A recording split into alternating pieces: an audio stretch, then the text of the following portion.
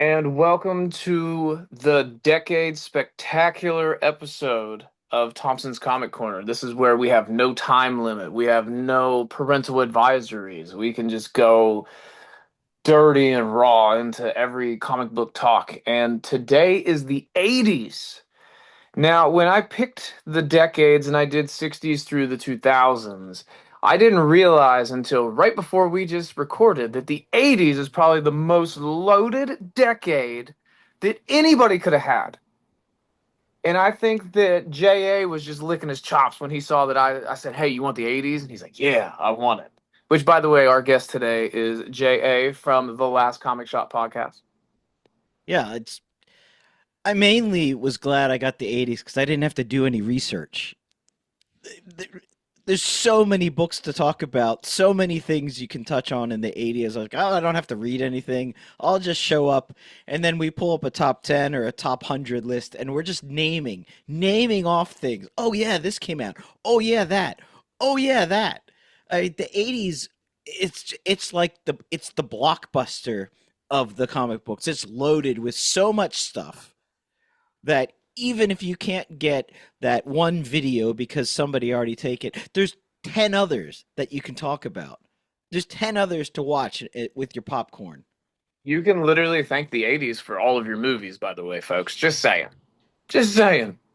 Almost all these books were adapted into movies at some point. So, I mean, I didn't even realize that. Again, like I said, I did not realize that until I pulled up this list and I'm like, oh shit. I'm like, this is crazy. And like, the first person that we're going to talk about is Alan Moore. And this man literally has in the top 20, he has five books right off the rip on this list for Goodreads. I used goodreads.com. They're all right. They have pretty good setup. So like he did Your V for Vendetta, he did Swamp Thing, he did Watchmen. What else did this man do? A lot. He was a king of the 80s. He did The Killing Joke. That was something we didn't even talk about before we got on here. So so much Did work. whatever happened to the Man of Tomorrow? Ah, yeah. I'm And looking then at what else. From Hell, which your mileage may vary on that one. Some people love it, some people hate it. I know I, Andrew hated it. Chad, I I think they were. It's a lot of. It's very wordy. That one's very wordy. He But also has yeah, another one on here I've never heard, The Ballad of Halo Jones. yeah, I've never read that either. Alan Moore is like, he put out all this stuff and then he hated the fact that he got famous for it. And he's like, it's like he's the anti-influencer, which I gotta admit I kind of respect because fuck those people that do nothing and get millions of dollars for basically, I don't know, eating food in their car.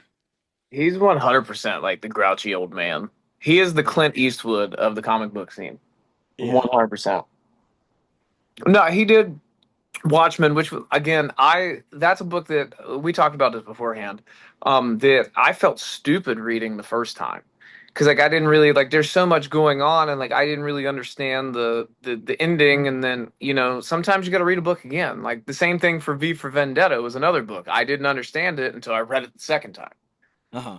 And I mean, they made a really good movie with Watchmen and an okay movie for V for Vendetta. That's just my opinion. You may like both, but I think they're all right.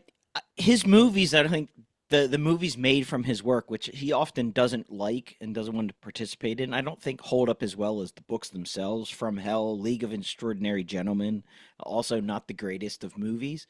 Much better in the book form. Going back to Watchmen, I think it's one of those books that when you reread it, you start to pick up different themes or different cadences, different nuances. And that's not to say that makes you stupid for not getting it the first time. I think it's one of those books that's so layered that depending on your state of mind or how you're reading it, you might really see one theme and pick up on one theme throughout that you didn't get the first time or the second time reading. Like the whole I remember reading it the first time was like I couldn't get into the whole pirates bits. And I was like, why do we keep reading about pirates? And then I read it the second or the third time. I was like, oh, okay, I get this, what he's trying to do with the pirates thing here. So um, I think that one is one that really holds up to rereading. A lot of these books, a lot of Alan Moore's books, because he works so much with DC, you can get them for really cheap in these great compact editions. Uh, like $10, $9. You're getting all of uh, That's how I got Watchmen. yeah, all of Watchmen, or I think you can get. Do they have V for Vendetta? I They know they have sure the Swamp do. Thing. Yep. Yeah, and they have Swamp Thing.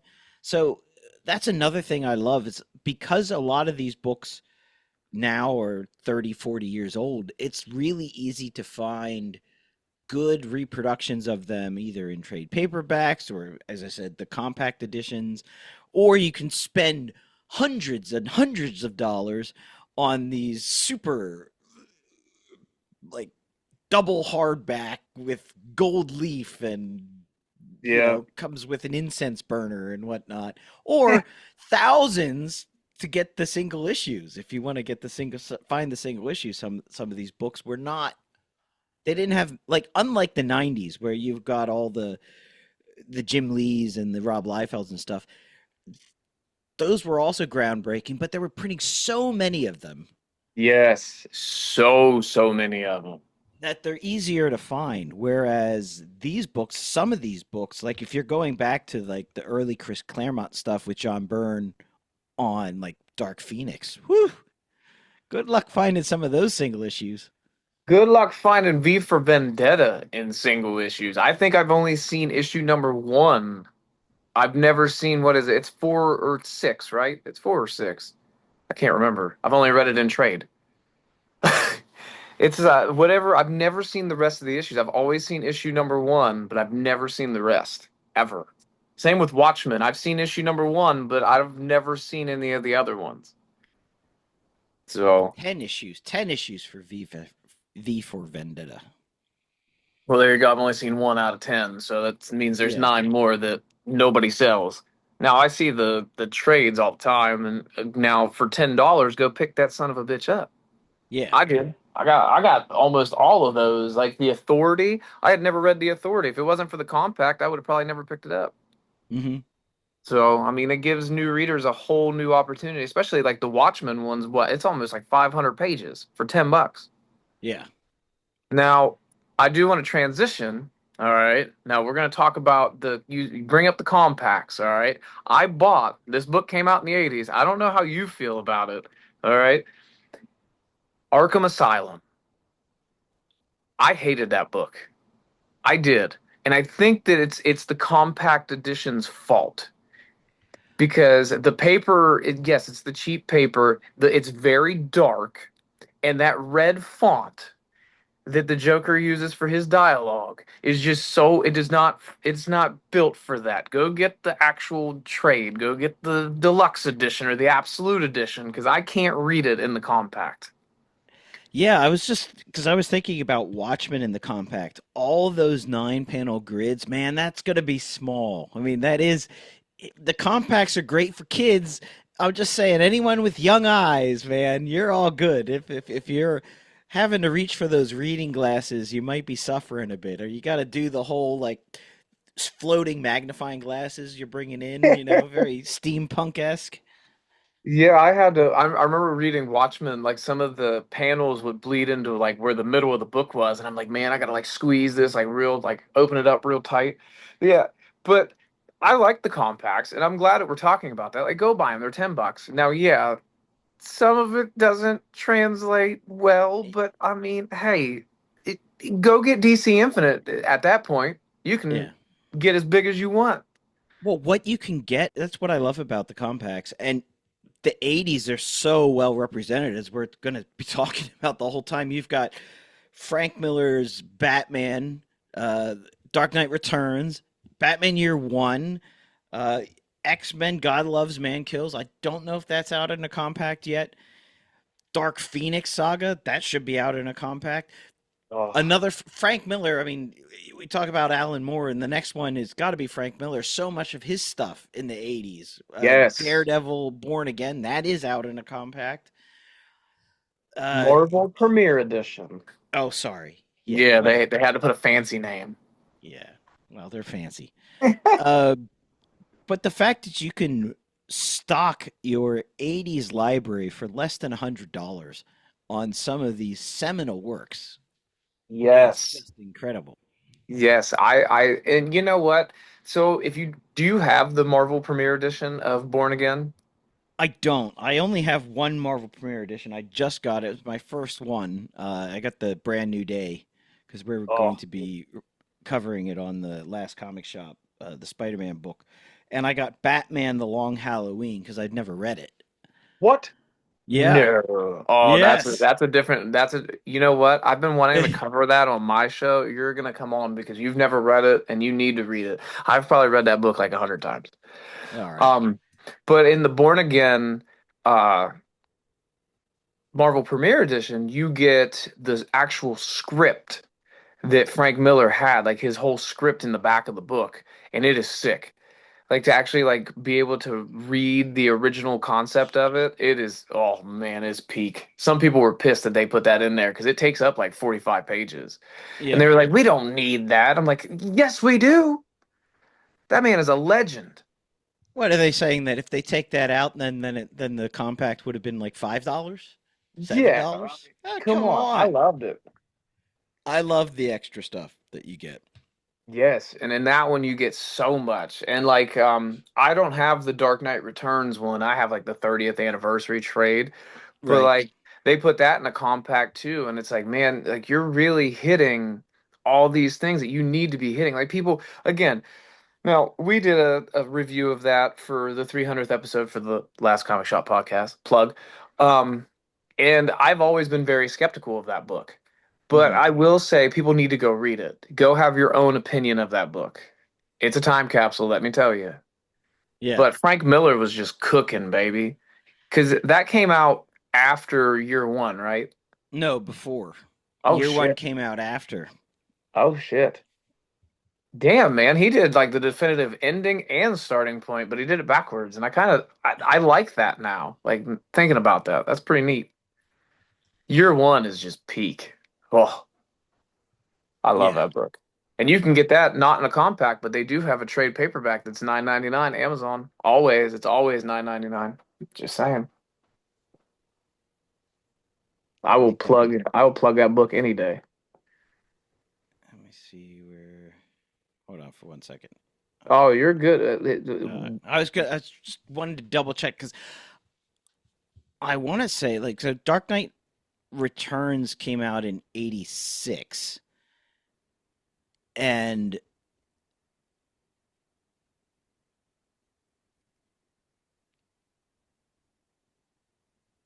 I want to say that Batman Year One came out in like '87. I mean, it was just right after.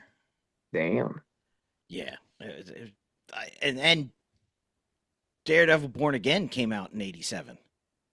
Yeah, and that's the same art team, right? Like it's Frank Miller and Mazzucchelli, right? Yes, yeah. Okay. Yeah. 87. 87 for Batman Year One.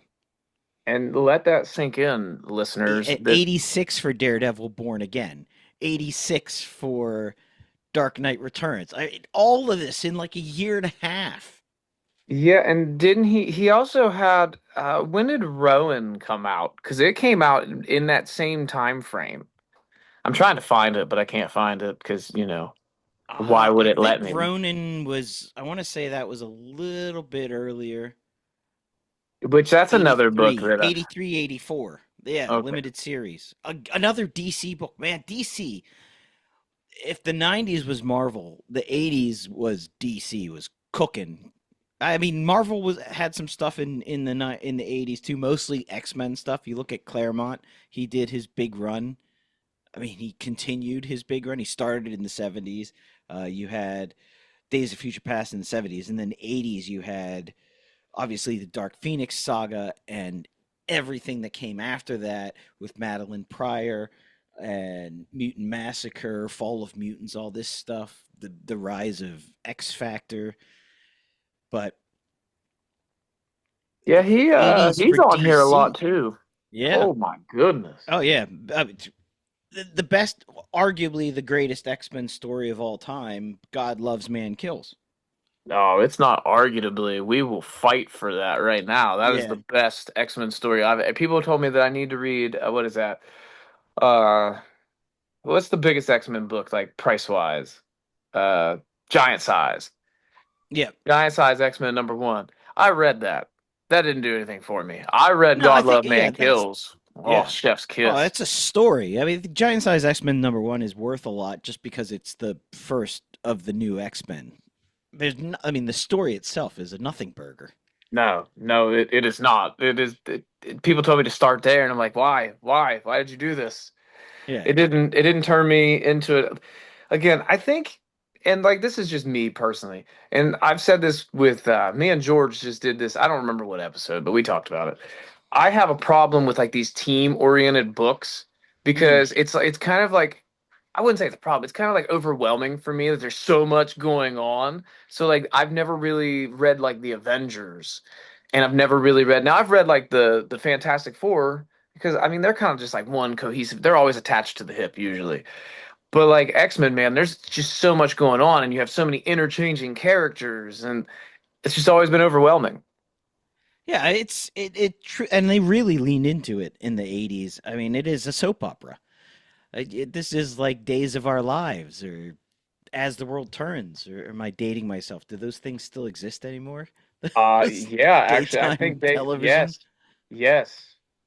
Like my grandmother was watching that up until 2023, so I'm telling you, yeah, it's still a thing. Yeah. But so yeah, it was not and I remember as a kid getting into it. It was not the easiest. You kind of thrown in. That's what I also love was when people say, "Oh, what was the first comic book you should get it?" If you're introducing comics to somebody, "Oh, you should read this or you should read that." And invariably we're giving them these great stories, right, that they should read. When we all got into comics reading some random issue of some Yep. random comic in the middle of a run, you have no idea what's going on, and you're just trying to piece it together. Who are these people? What are their motivations? Why are they doing this? Yeah, no, I completely. I mean, Marvel Tales, Spider-Man was where I Yeah. started. So, And then you just, you're going down the rabbit hole. That being said, that's kind of what got us hooked. But if you've got someone who's just ready for one story, I mean, do you want to even rank the? Do we put Batman Year One? I know you do above Dark Knight Returns, but or you uh, give him Daredevil, or you give oh, him Dark Phoenix, or oh, you give him. We didn't even go into. We've got Crisis on Infinite Earths. You've got Secret Wars. yeah, all these big crossovers starting as well. And I mean, if you even want to get into like, if you're not like superhero, like if you don't want to read a superhero book, how about Mouse? Yeah, I mean, my God, that's a great book. Or what else we got here? There's so many, man. I'm looking at this, and then like we get into like the mid, like 25 to about 40 on this list, and it's all John Burns, Fantastic Four. yeah. Like I'm okay with that. I mean, they can't see it, but you can. I mean, I got the Volume 1 Omni right here on the table. So, I mean, it is what it is, and we'll get there. Like you got John Byrne also goes into the X-Men because he did some of Yep. the art, and Teenage Mutant Ninja Turtles came out in this time. There's just so much. And they were playing with themes, and it wasn't. I think they started to. This is like, if you want to be cliche about it, you could say this is the decade when comics got serious. You have with the death of Captain Marvel. That was the first time you killed off a superhero, and it wasn't because some villain got him. It was cancer. He died from cancer. Yeah, like it was just, And it I was something remember, real. yeah, that was a bit. That was really impactful, and he didn't come back for a long time, and he's never really come back. The original Marvel. I mean, they've brought him back as Ghost or his son Legacy or you know various things, but the actual Captain Marvel never really returned. Oh man, So, and then we got a lot to talk about. We got a lot to talk about. The more I just keep getting into this. Also, we got to talk about, I just got to throw it out there because we might forget about it. Kraven's Last Hunt came out in the 80s. yeah. That ain't even on this list, and that kind of irritates me. Just saying. Goodreads had me until I just noticed that that's not on here.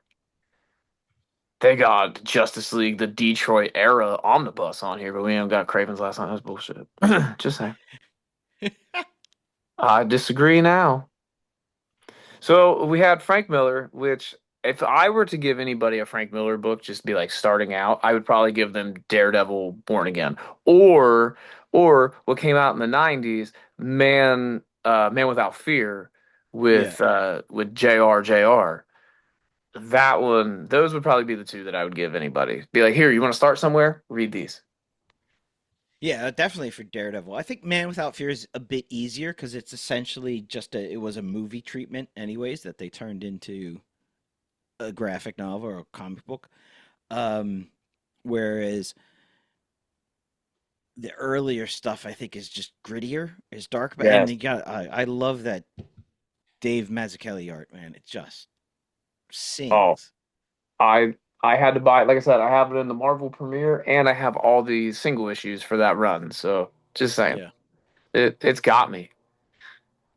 Who do you want to transition into next? I mean, where do you want to go? Because Well, oh boy, you got me thinking when you brought up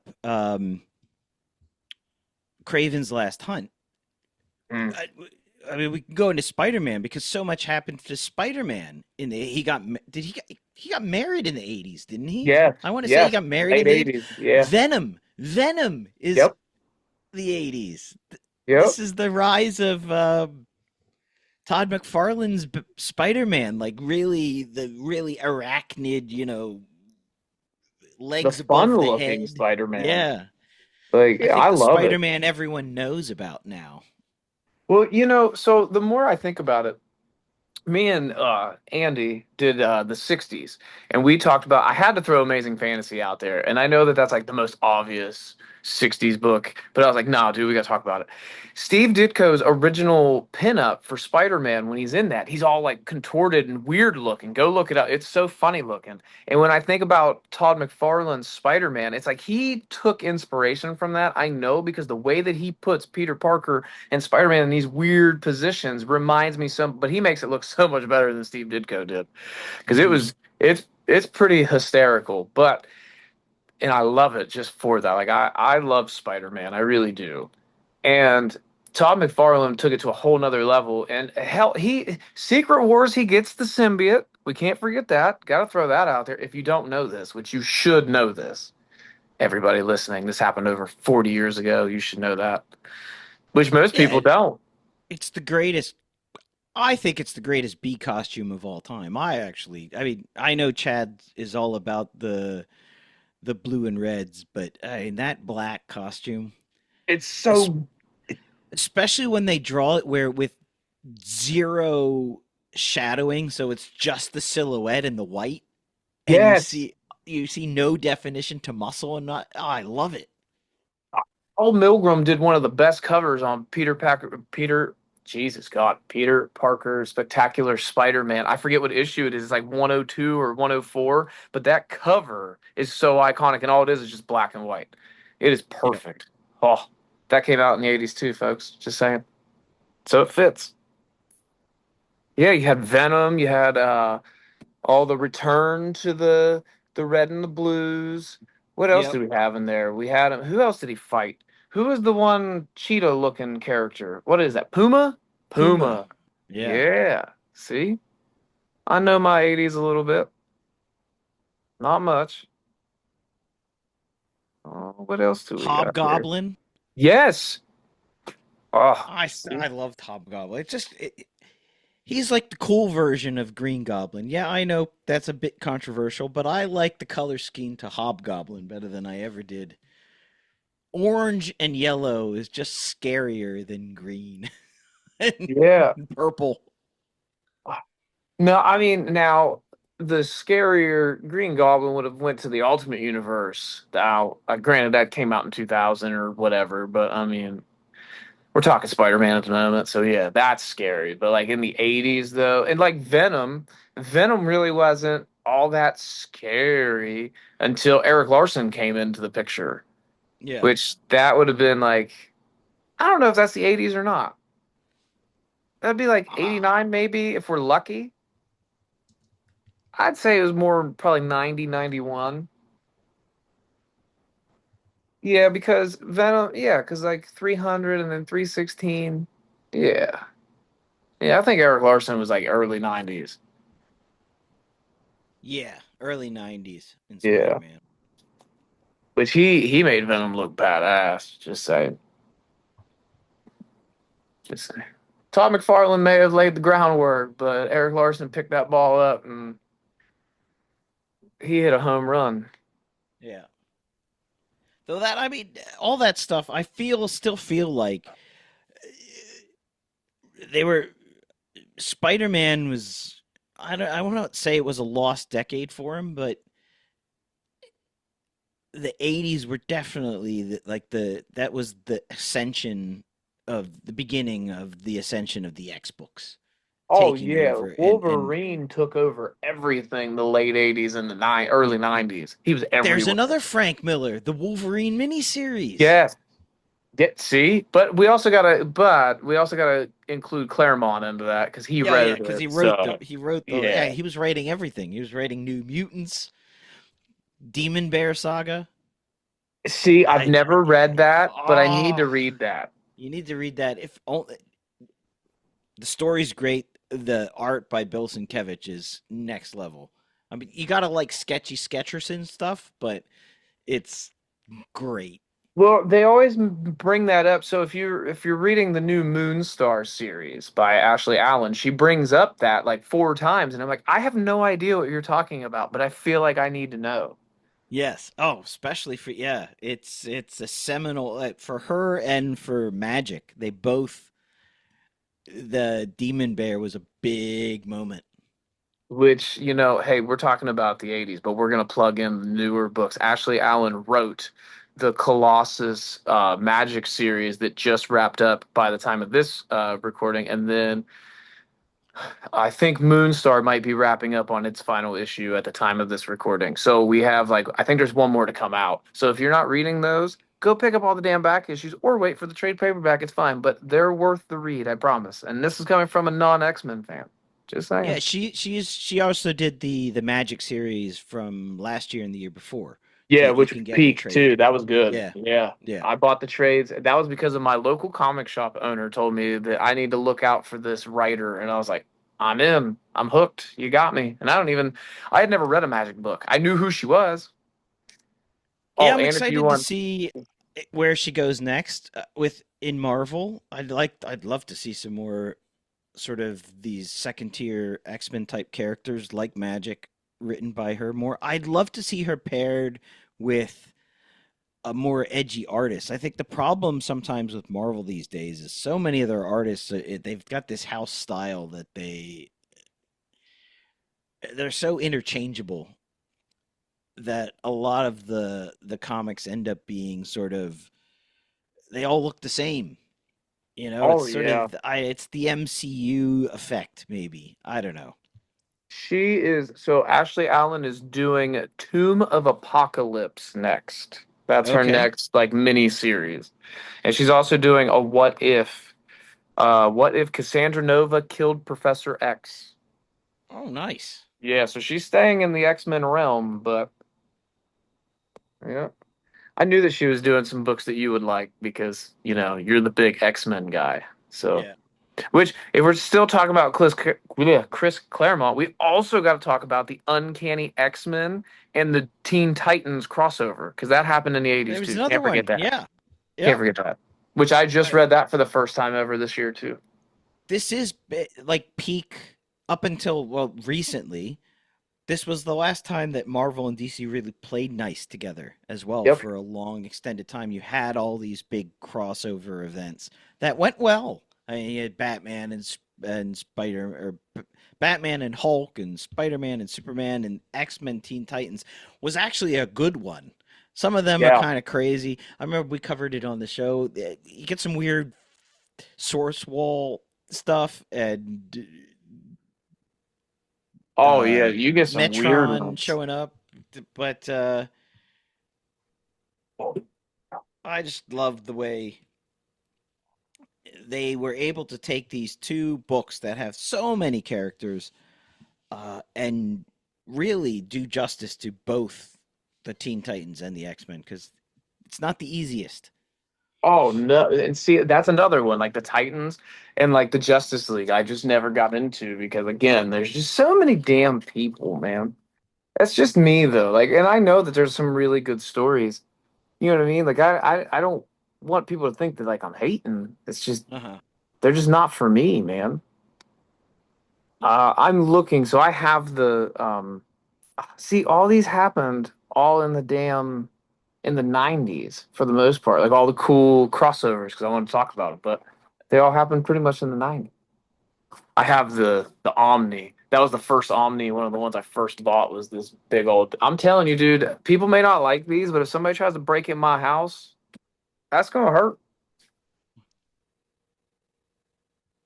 Yeah.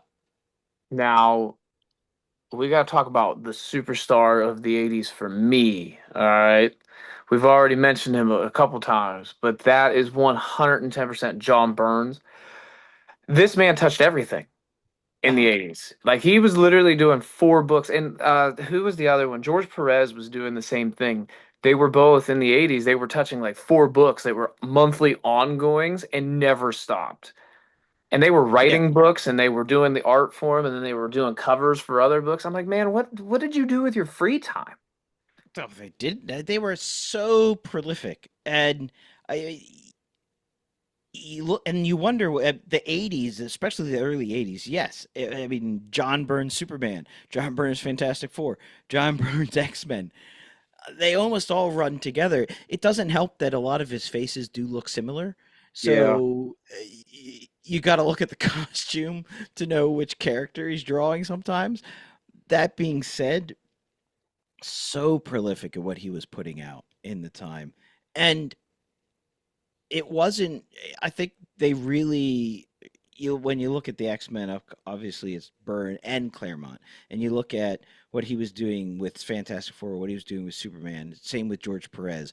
It wasn't, it was, they were doing so much heavy lifting themselves, but they were also paired with great collaborators. Yes. Yes.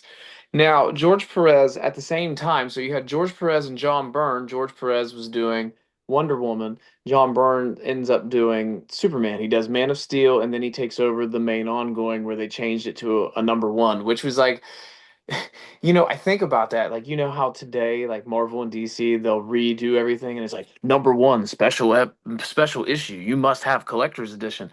It's so plain Jane that like if you're not paying attention to it, you'd never notice that it's like, oh, that's just normal issue of Superman.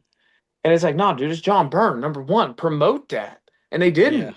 Now they did with Perez's Wonder Woman, which I still say that's probably my favorite cover. Like issue number one, it's so badass. It's the iconic one where she's got her arms crossed with the it's I love that cover. But yeah, you had both of them, and I mean they literally touched everything in Marvel and DC, and it's just so crazy that yeah, you had your Alan Moore and your Chris Claremont and your Frank Miller, and then you had John Byrne and George Perez, and I mean we could go on for days. I mean, really, we Yeah. can because it's the 80s and they were awesome. We haven't even talked about Jim Shooter. No.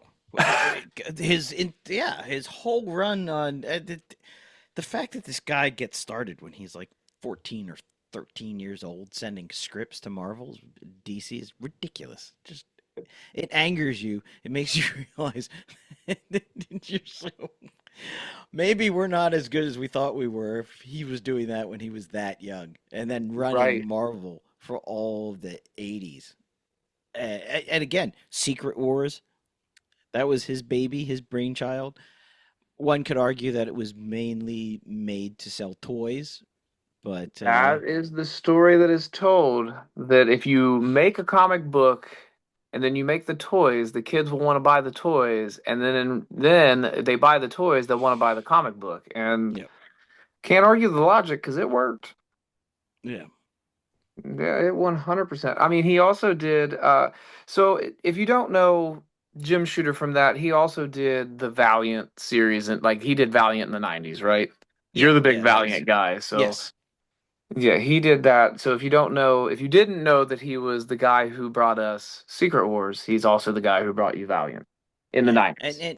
and what he did is he really saved Marvel. He came in and he instituted some policies. They were having issues with getting issues out. They were having problems meeting deadlines, and he really fixed all that. He came in, he instituted some policy changes, and he got Marvel humming, putting books out on time, under budget, and from a business standpoint, really saved Marvel's bacon when it had started to go off the rails. And then Yeah. uh, for better or for worse, because a lot that took a lot of strong arming of creatives, strong arming of the publishing house. So he was respected, but not necessarily liked all the time. No, a lot of people said that he was an asshole. Yeah. But in that concept, though, I feel like he had to be the asshole to get you to get your job done. Like, dude, just get the shit done. Uh-huh. And I feel like that's why like the George Perez's or the John Burns got so many books was because they were actually doing their job. Like people give JR a lot of shit, but the guy literally would get his books done and they were like all his style. You know what his style was? Getting paid, baby, because he'd do it and he pushed it out and it looked good, Hmm. depending on who his inker was and his colorist. Just saying. Who else we got here? We gotta throw out Matt. Sandman, Yeah, Neil Neil Gaiman Gaiman. came out in the 80s. You got a Hellblazer came out in the 80s. Yeah, Vertigo. We just got to throw Vertigo. Just say Vertigo. the granddaddy of manga, at least in the States, Akira Yeah.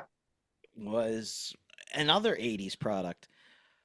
Back to John Byrne, we didn't even mention it because it's Canadian, but Alpha Flight. Yeah. Oh, dude. He has so many books. We didn't even Alan Moore. He had Miracle Man. Uh-huh. There's just so many damn books that these people had. It's so crazy to me. And like, you can't mention the 80s without Grant Morrison. Which I did allude with the Arkham Asylum, which that might be a really good book. I've listened. So friends of the show, Iron Age of comic books, they did a deep dive into that book, and they actually made me respect the book more. And like they explained the story to me because there's so much going on, and they deep dive in books way more than I will ever do because that's what they love to do. That's too much for me, but I like listening to them talk about it. So. Shameless plug. Iron Age comic books. Go look them up. Go listen to them. But you got Animal Man for Grant Morris, which I've never read, but I respect the art. Like the covers are really fun for those books. So we didn't even talk about Marv Wolfman. No. Well, I mean, we he did on Infinite Earths, but he also did Teen Titans. He's the reason why we got Nightwing Yeah. and Deathstroke. So, oh, and Grant Morrison did Doom Patrol. Yeah. Jesus Christ. What else we got? It's Walt Simonson's Thor is 80s, isn't it? I was 100% just about to say that. Yeah. He's the one that brought us in Beta Ray Bill. Yeah. Yeah. Oh my God. It's just there's I mean, so much. that run is just incredible. My God. And he brought us Throg. Yes. That is one of my favorite obscure characters. Just saying. There isn't a bad cover with that. We also got Barry Windsor Smith, who brought us Weapon X. That's another X Yeah. book. The Weapon X was early 90s, Oh, they lied to but me. uh all the others, I mean, Barry Windsor Smith came up in the 80s, so he was getting one-offs here and there with the X-Men. There's great issue. He did two of them, Life Death, a love story with Okay, yeah, Storm and Forge. yeah. Which, if you've never read the book, go watch X-Men '97. There's an episode where that happens. Yeah. It's almost ripped completely out of the comic book. Just saying. And he made Lady Deathstrike. Yeah. Okay. We also got Jim Starlin. We ain't even mentioned that man. So shameless plug. He did a Death in the Family. Go listen to my episode with Justin. We did that. That's actually really good. And we did the hotline. So like you had the page from the hot. We read it at the beginning of the show, and I thought that was hilarious. Uh-huh. Yeah, you got them bastards. They killed Robin, and then they Well, that complained was about it. that was Mikey Wood. Mikey Wood was one of the callers to kill him. He I- called in. He did that. He actually did that. That's hilarious to me. That like you gave, and now we're gonna talk about this because I find this funny. So Jim Starlin pretty much gets pushed out at Batman for doing what you gave him permission to do. It's like we're gonna yell at you and fire you, and we told you you could do it. Hmm.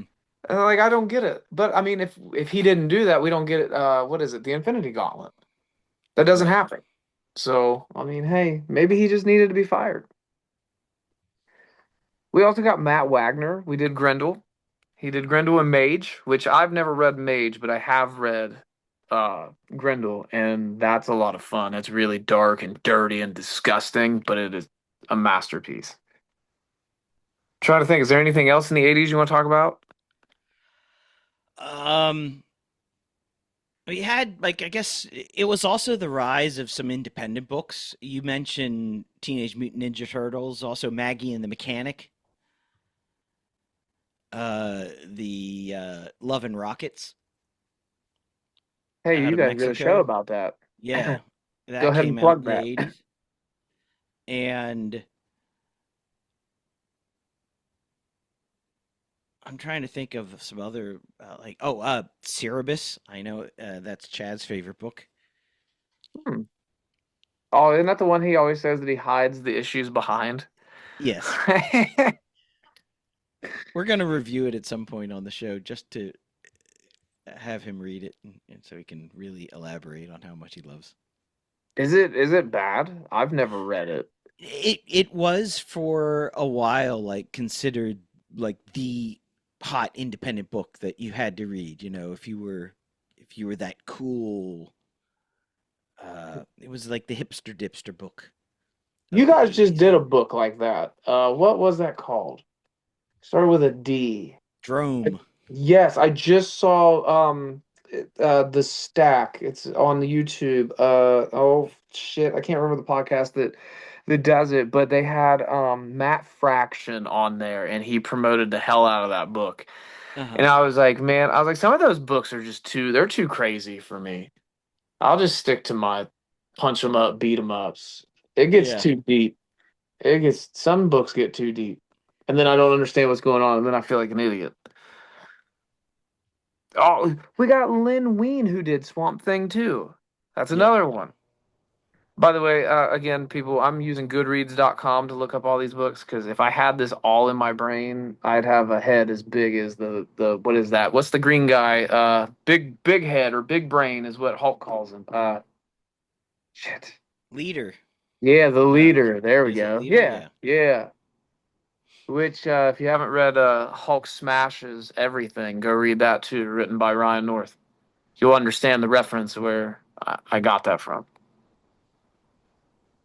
Ghost in the Um, Shell. Ghost in the Shell is the 80s. Oh, there's another great manga.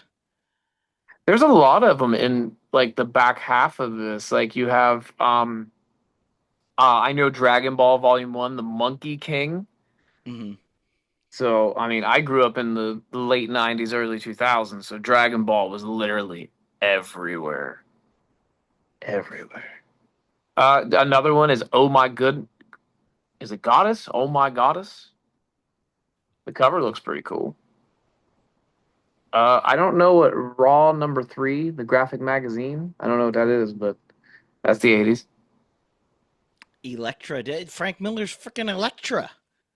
See, now the covers for that book are really, really cool, but God, dude, the art in that is Yeah. something else. Holy crap. Have you ever read it?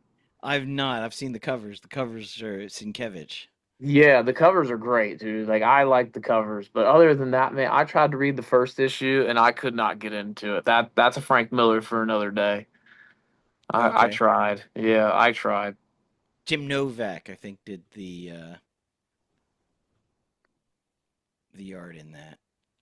And again, like I always try not to be like so hey Silver Surfer Parable looks like it came Yeah, out in the 80s. it Yeah. did. Yeah, yeah. Stanley and Mobius. That and then they started the longest running Silver Surfer Volume 3 that ran through issue 146.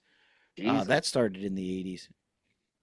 Yeah, see, we got so we lucked out on this. This was easy. The Yeah. 60s was a little hard. 70s was a lot harder. The 90s. So I'm doing the 90s with Chad. So that was Oh real man, easy. that's Yeah. a layup because that's sort of, I mean, that's the coming of age of sort of the modern variations of a lot of these comics and a lot of these teams and stories. Obviously all the X books, but then you get all the Image stuff. Yep. That's all 90s. But all of that was built on the foundation, oh, you can say of the 60s and 70s, but I'm sorry, the 80s are when comics mattered. Before that, it was just something you bought in the newsstand. And retrospectively, they became important. I mean, really, yeah. I mean, like I said at the beginning of the show, the Yeah. movies that we watch are pretty much all based Yeah. off of the 1980s comic book series. Yeah, I and mean, not just seriously. the, yeah, not look at like the best X-Men movie arguably is X2. That's God Loves Man Kills with some treatment here and there. Um I've never seen. All right, so I'm just gonna be honest with everybody. I'm really bad about the movies, so I've never seen really a lot of the superhero movies. I've seen like Sam Raimi's Spider-Man's, the first two. We only talk about the first two because that third one's god awful. I'm not a fan. I hate how they did Venom in that movie. That's a different rant for a different day. I can't stand that. But like I've never seen any of the X-Men movies. mhm. I watched the first two Fantastic Four movies, which I actually thought were really good for what they were. The And a lot original of people, ones. yes, the original ones. Yeah, I've yeah, never seen yeah, the other ones. And like the MCU, oh, dude, I get roasted all the time. I've only probably seen like eight of them. yeah. Well, Yeah. I So, as long as those eight were the right eight, I think you're fine. There was a point where people were like, "Oh, how could you have not seen this? You know, part three of this or part two of that." I think the bloom is off the rose a bit when it comes to the MCU these days, or just maybe superhero movies in general. They're not getting the instant millions that they used to get when they came out, and everyone's rushing out to see them. I don't yeah. know. And Everyone's what kind of sucks, holding their breath for Doomsday, I think. yeah, and what sucks though is so like, all right, so this weekend of us recording, I went and saw Supergirl Yeah. yesterday. I took my 8-year-old with me. My 8-year-old son wanted to go see Supergirl, so I said, well, hey, so does Dad. Let's go. We go see it, and people are like shitting on this movie so bad. And I go and see it, and I've read Woman of Tomorrow by Tom King. And I'm like, other than just like a few here and there changes, I'm like, it's pretty much the same damn story. Yeah. And that book is so highly regarded, which granted, I think the main reason why it's so highly regarded is because the art in that book is just beautiful. Oh yeah, yeah. And if you haven't seen the movie, Without a the doubt. movies the movie's a lot darker toned, which you got to make it look realistic. So I mean, I get it, I understand it, but like that movie is so I really enjoyed it, Yeah. and it's not going to make shit at the box office. Same with Masters No, and of the Universe. yeah, that one I don't understand. I can understand why Supergirl's not going to do so well. And you're right, it's dark, and I don't mean just dark in tone. I think it's just dark. It's like turn Yeah. some fucking lights on, man. It's like they put on ISO auto and then dialed in some negative comp because it's just so dark. I lighten up these scenes, and this is the problem with modern cinema. with modern technology, they have the ability to shoot in low light, like there's Stanley Kubrick doing uh, Barry Lyndon, but they're not Stanley Kubrick. You're not Stanley Kubrick. You're just stop thinking that you can do that. All right. Um, I think the problem with Woman of Tomorrow, and I saw it. Or sorry, the Supergirl movie rather, is the source material works because it exists in a world where that story is sort of, it's not really an Elseworld story, but it's sort of, it's Supergirl adjacent to the main universe type thing, where you're reading that and you understand this is Supergirl, but it's a different take. It's something, and it was really written for people who read comic books and Supergirl. That was the audience. The audience for the movie has to is necessarily broader.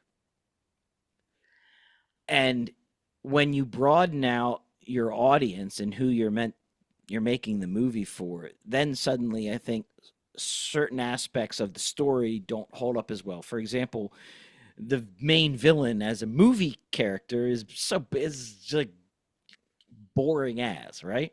Oh yeah, that I will give you that. Yeah, the villain. Now they did change. Now, all right, so we're just gonna put this out there. Spoiler alert. I don't give a shit. So the main part. So in the book, I will say that they gave the villain a better. How do I put this? In the book, he's pretty much just a pirate, and they just kind of take shit and go. Like they're just looters. Like they take shit. In this one, they abduct children and they sell them off to be wives. Okay, so yes, that makes him a bigger piece of shit.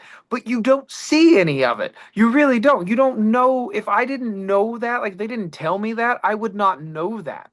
And Mm-hmm. really, yeah, he is boring.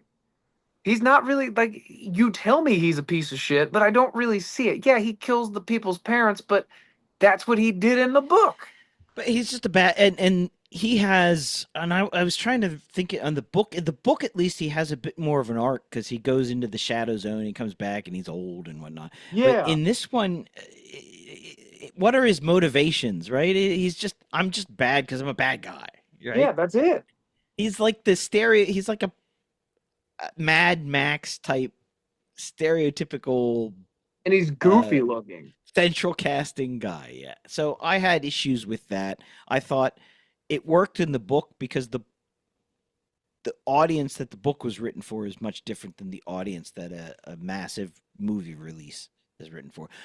Uh, those are minor quibbles. I thought Millie Alcott was incredible. I just thought the movie itself looked dark and dirty, and you couldn't see anything because it was they turned down the lights on everything. I was like, just and that's just not this. That's a lot of. I had the same issue with the Solo movie. That was also very dark in terms of just how they exposed the film. Well, they didn't because it wasn't film; it's all digital. So I liked all right, so we're pretty much done with the 80s, folks. Now we're just on movie rants because I enjoy them. I have watched like the last couple like superhero movies. So I watched the new Avengers, the Thunderbolts. I watched that. I really liked that movie. It made me care about characters that I never would have even thought about.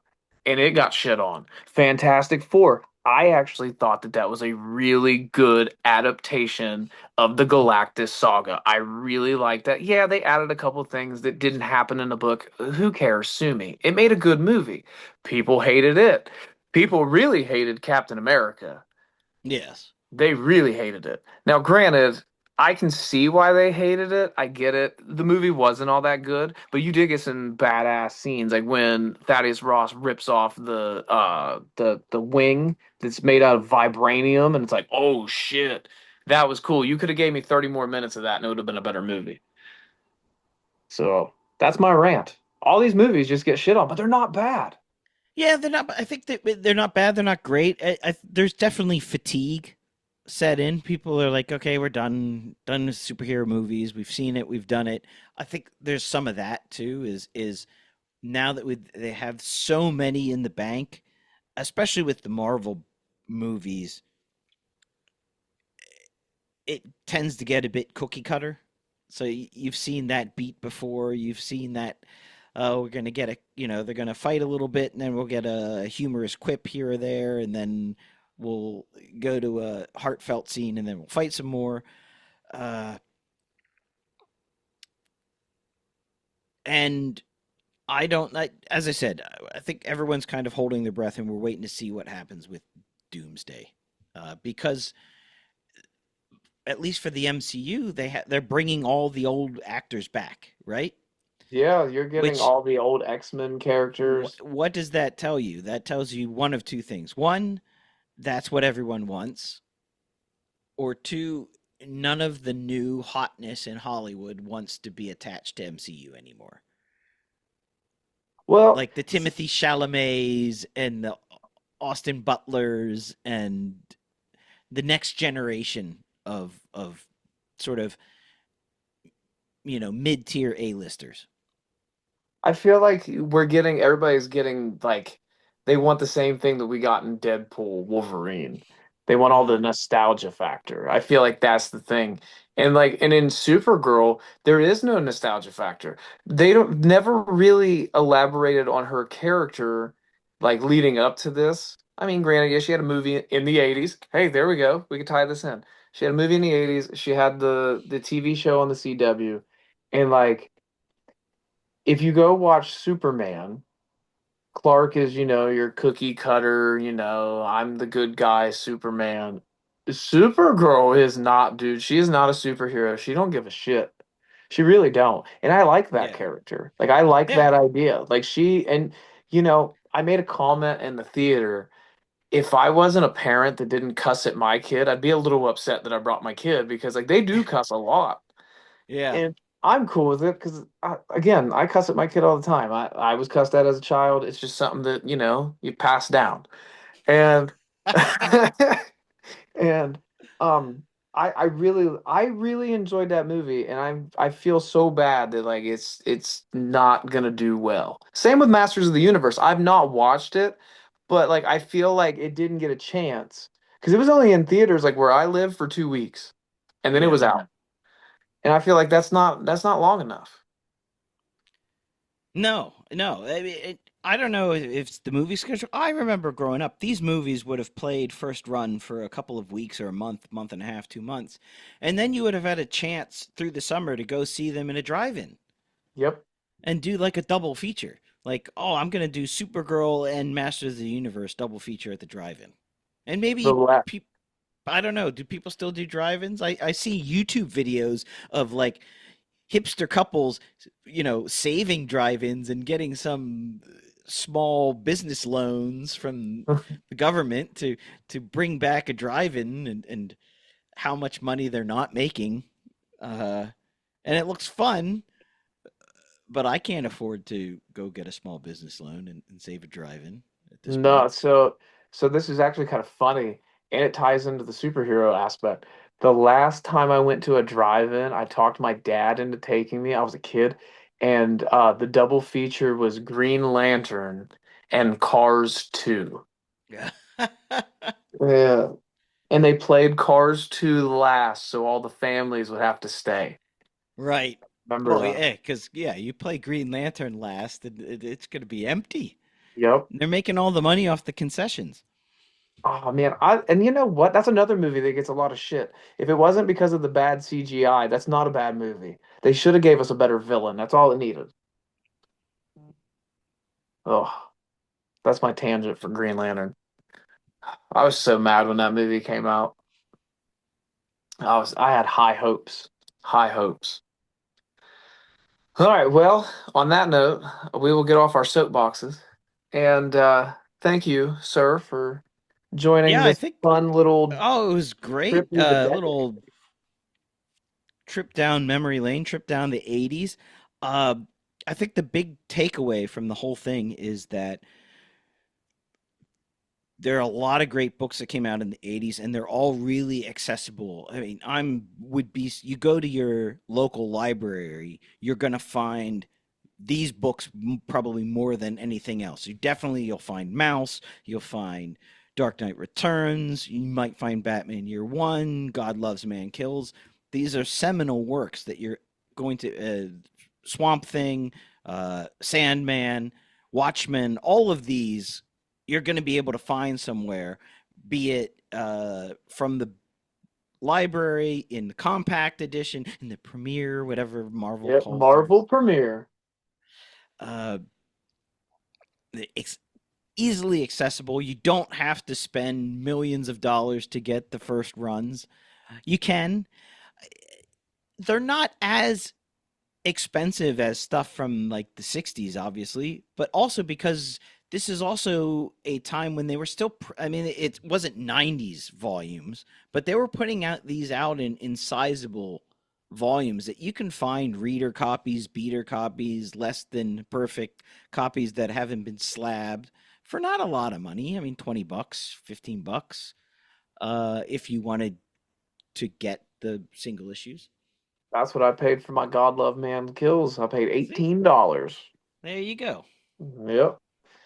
Well, again, thank you for doing this. It's always a lot of fun to have people that I consider friends in the community come on and do this shit with me because that's pretty much all this is like we just shoot the shit and then we just let people listen to it. And if they like it, they like it. If they hate us, they hate us.